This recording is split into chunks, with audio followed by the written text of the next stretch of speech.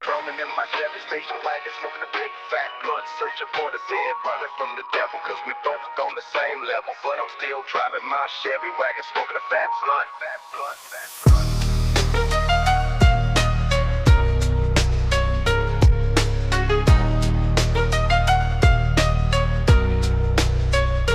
Rolling in my Chevy station wagon, smoking a big fat blunt, fat blunt, fat blunt, fat blunt, fat. Searching for the dead, running from the devil, cause we both on the same level. But I'm still driving my Chevy wagon, smoking a fat blunt, fat blunt, fat blunt. The fuck the smoking a fat blunt, fat blunt, fat blunt. Rolling in my Chevy station wagon, smoking a big fat blunt, searching for the dead, running from the devil, cause we both on the same level. But I'm still driving my Chevy wagon, smoking a fat blunt.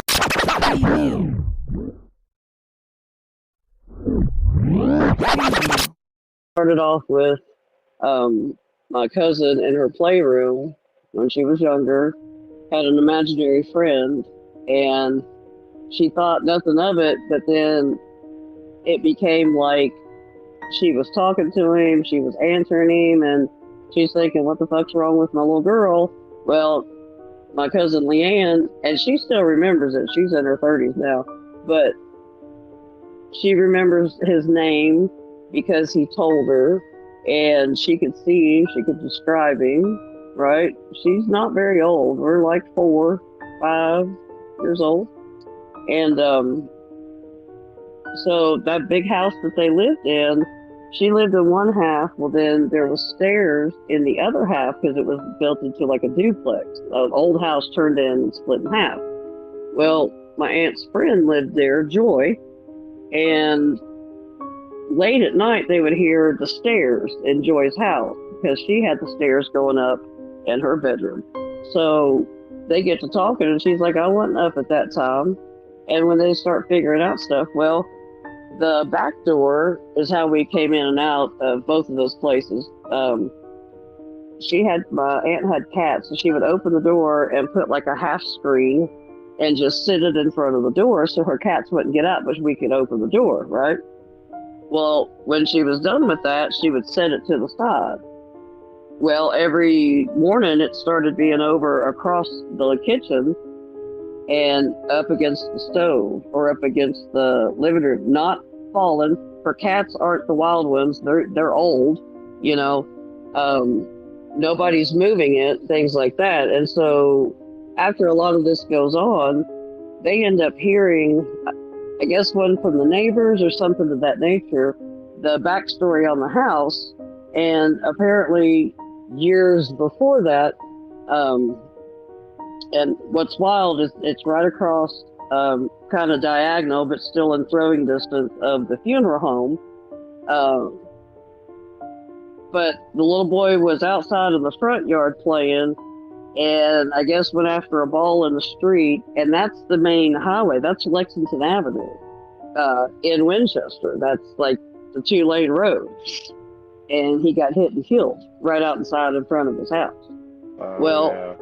When they found out about that, then they asked, his age and all that. Well, the kid was maybe 7 or 8 years old, looked just like Leanne, the same name, everything. So they were able to be like, if he was carrying on or whatever at night, late at night, they'd be like, stop it, we're trying to sleep. And he would stop. And I believe her because I know that she has a sense to her. I have a sense to me, but not, strong like hers was at that time. But I would go and stay at her house often. And I finally was able to go, and I went and spent the night that night. We're sitting at the kitchen table, and all of a sudden we hear the creaking of the steps. And I'm like, she's like, I think that's it. And I was like, well, we'll call Joy and ask her. Because we had been talking about it, because things had been really active at this point. Like, just shit was going on. The cabinet doors were open. A door would shut. Other things would be moved. Leanne's toys would be moved. Like, it was getting interesting. Well, she calls Joy, and Joy's like, I'm in bed. no, I won't be up for a while. And so we started hearing the stairs, and then we just kept on. At that time, I smoked cigarettes. We're drinking coffee, smoking cigarettes. Well, we go to bed. She closes up the door, and she's like, all right, I'm going to put this right here. We're just going to see what happens. I was like, okay. We go to bed. We wake up the next morning, and she's up before I am.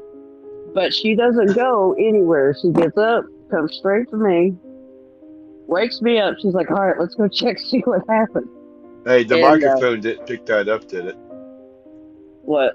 Okay, good. The Nothing. Did you fart? It's a positive. Maybe. Go ahead. I didn't want to break the mood here. It was like I was listening so hard and the fart distracted me. I didn't hear it. That's good that Okay, you can't cool. hear it. So in case All I right. have to rip ass, we'll be good. All right, good. But anyway, she comes and she gets me, and she's like, all right, let's go check, see what happened. I'll be son of a bitch. There's no other people in the house but me, her, and Leanne. Leanne's in the bed. But still, that son of a bitch was leaning up against the refrigerator.